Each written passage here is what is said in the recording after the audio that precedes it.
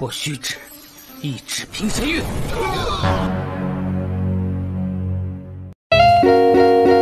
Hai guys, hai semuanya dimanapun kalian berada, Indonesia, Malaysia, Timur Leste, dan lain sebagainya yang tidak bisa Mimin sebutkan satu persatu. Selamat datang di channel Media Film, channel yang akan menarasikan sebuah film dan disajikan dalam bentuk alur cerita. Bagaimana kabar kalian hari ini? Semoga selalu sehat ya. Oke guys, kali ini kita akan meneruskan kembali serial film Supreme God Emperor, yang dimana di part sebelumnya Muyun yang telah terjebak di dalam lembah Leyin selama 3 tahun kini telah keluar. Di dalam lembah itu sendiri, Muyun mendapatkan berbagai macam kekuatan hebat yang akan berguna di zaman ini. Dengan api ungu teratai iblis miliknya, membuat ranah Muyun menjadi sedikit lebih tinggi dari sebelumnya. Bagaimana kisahnya? Sebelum ke videonya, langkah baiknya untuk mengklik tombol subscribe terlebih dahulu ya, agar channel ini semakin berkembang dan kalian dapat menerima notifikasi video terbaru dari channel ini. Terima kasih yang sudah subscribe. Langsung saja ke alur filmnya.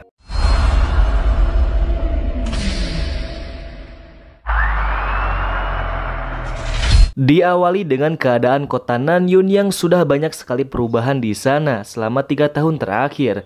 Muyun yang menutupi identitasnya menanyakan sesuatu hal tentang keberadaan keluarganya saat ini kepada penduduk lokal yang ada di sana. Kita akan dibuat terkejut karena faktanya dalam 3 tahun terakhir keluarga yang ada di Kekaisaran Nanyun hanya tersisa 4 keluarga, yaitu keluarga Gu, Lin Huang, dan Xiao, yang diduduki oleh satu sekte, yaitu sekte Bayangan Darah Hijau, dan hadir beberapa papiliun baru di sana. Mendengar informasi dari orang tersebut, Muyun pun langsung menuju papiliun Tongseng yang kabarnya di sana adalah sisa-sisa dari keluargamu. 现在是一宗三阁四族，要询问一样。绿影血宗、圣丹阁、聚仙阁、通神阁。这通神阁呀，似乎与木家余孽有关。通神阁。 你打听通神阁干嘛？多谢了。哎呦，人呢？ Sesampainya Muyun di papiliun Tongseng, betapa terkejutnya dia saat melihat lukisannya sendiri yang digambar oleh salah satu muridnya di sana. Tak lama dari itu, geng Xinyu pun datang yang sama sekali tak mengenalinya jika yang di depannya adalah Muyun yang dia rindukan selama ini. Itu berarti jika penyamaran Muyun bisa dikatakan berhasil. Muyun pun menyuruh untuk memanggil penyuling tertinggi di papiliun Tongseng karena kedatangan Muyun ke sana untuk memperbaiki senjata mistik yang ada di sana. 欢迎来我通神阁。 这是家师暮云的画像。若是让我知道是谁画的，一定要暴打一顿。这么丑的画像，你的练习师叫来，我要炼制一柄极品玄器。 Setelah Muyun masuk ke dalam papiliun dan bertemu dengan penyulingnya, kita akan dibuat terkejut jika penyuling tertinggi di papiliun Tongseng merupakan murid Muyun yang sering dibully saat dirinya berada di kota Beiyun. Dia pun menanyakan gambar yang ada di tangannya. Kenapa Muyun bisa mempunyai gambar yang sama yang hanya dipunyai oleh guru Siming tersebut? Karena Siming belum menyadari jika gurunya itu ada di depannya. Lantas Muyun pun menanyakan siapa guru Siming sebenarnya. Namun pertanyaannya itu dijawab oleh geng Xinyu. Muyun yang merasa tersinggung pun mencoba membongkar identitasnya dan membuat semua muridnya terkejut dengan kehadiran Muyun di tengah-tengah mereka.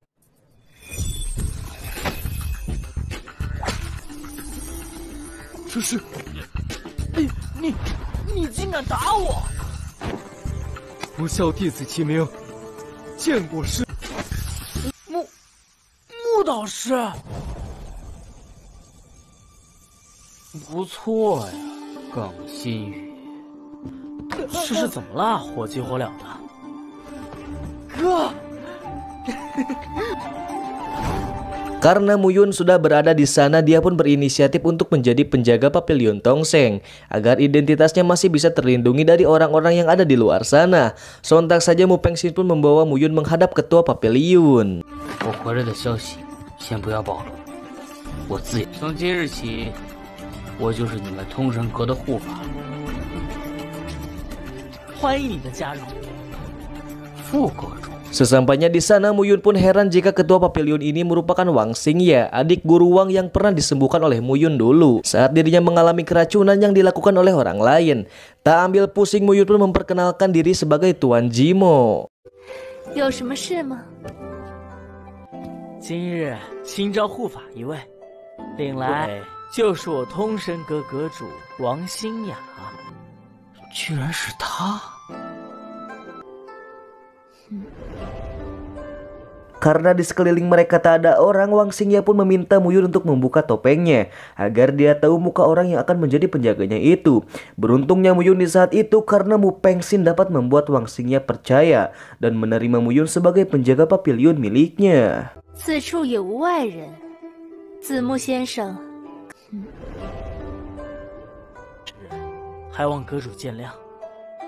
子木先生因为所修我的缘故，阁主放心，我可以保证，此人绝对可以。阁主作此保证，我自然也无异。 Setelah pertemuan itu selesai, kini Muyun ditemui oleh Lin Xianyu yang dimana 3 tahun perjanjian sebagai anak buah Muyun belum usai. Muyun sendiri heran karena kepergian Muyun selama ini sudah melebihi 3 tahun dan kenapa Xianyu tidak pergi ke tempat lain. Xianyu pun mengatakan jika perjanjiannya selama 3 tahun menjadi penjaga Muyun baru terlaksana 1 tahun karena Xianyu sendiri menemani Muyun hanya 1 tahun saja dan sisanya bisa dihitung mulai dari sekarang. 你为何还没离开？那剩下2年时间，现在开始算起。既然你现在回来了， Baru saja Muyun hadir di sana, masalah pun langsung datang. Jika artefak kelas rendah yang mereka sempurnakan ada masalah, yang membuat Sekte Sengdan yang memesan barang tersebut komplain akan barang yang dibelinya itu. 副阁主，门口有人闹事，走。 出问题不是刚好？你一回来就出问题了。走，咱们也去看看。 Sementara itu kehadiran Sekte Sengdan yang komplain akan pesanannya menghadirkan kegaduhan di sana. Dia pun mengatakan jika artefak yang dibuat oleh Pavilion Tongseng sangat buruk dan gagal, sehingga dia pun meminta ganti rugi sebanyak 7.800 batu roh sebagai uang kompensasi untuknya. Siming yang melihat artefak buatannya itu dibuat bingung akan perubahan yang terjadi terhadap artefak tersebut karena suara dari pedangnya tak normal seperti biasanya. Sontak saja Muyun pun langsung mengambil pedang itu. Dengan sangat singkat Muyun pun dapat mengetahui jika ada yang menambahkan sajak pedang yang berbeda di gagang pedang itu dan menghancurkan sajak aslinya yang dibuat oleh Siming. Karena sajak setiap keluarga itu berbeda, dengan itu Muyun tinggal mencari keluarga mana yang menggunakan sajak yang sama di gagang pedang miliknya. Karena merasa gagal memeras Pavilion Tongseng, mereka pun pergi dengan tergesa-gesa. 怎么，你们首席炼气师都看？幸好有木导师在。哼。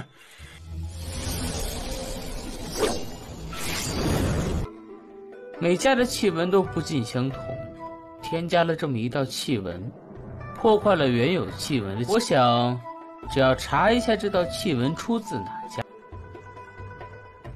哼，事情自然也水落石出了。 Sebelum mereka pergi, rencana mereka untuk kabur dapat dihadang oleh Muyun. Dia pun meminta harga yang sama saat dia meminta kerugian pada Siming. Karena tak ingin membayar, 2 orang prajurit pun disuruh untuk menyerangnya. Tapi siapa sangka Muyun dapat melenyapkan mereka dengan api ungu miliknya dan berhasil meminta bayaran atas penipuan yang akan mereka lakukan. 你们想干什么？总共7893万中品灵石。 我通神阁岂是想走就走？少1个子儿都不行。你，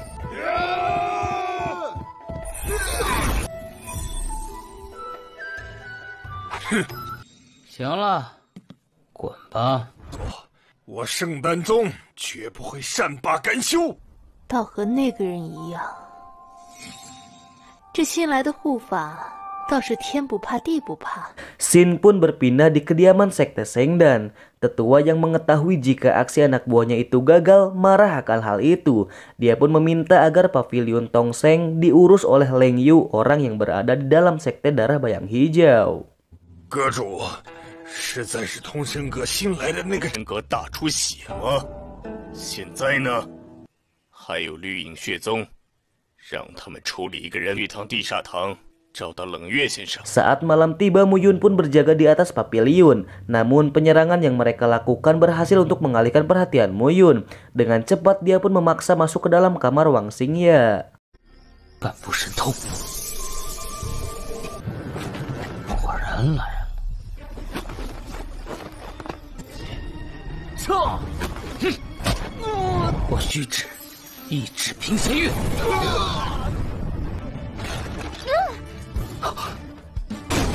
Benar saja, saat dia di sana Wang Xinya sudah terkapar lemas tak berdaya akibat racun yang ditanam oleh Leng Yu. 冷月，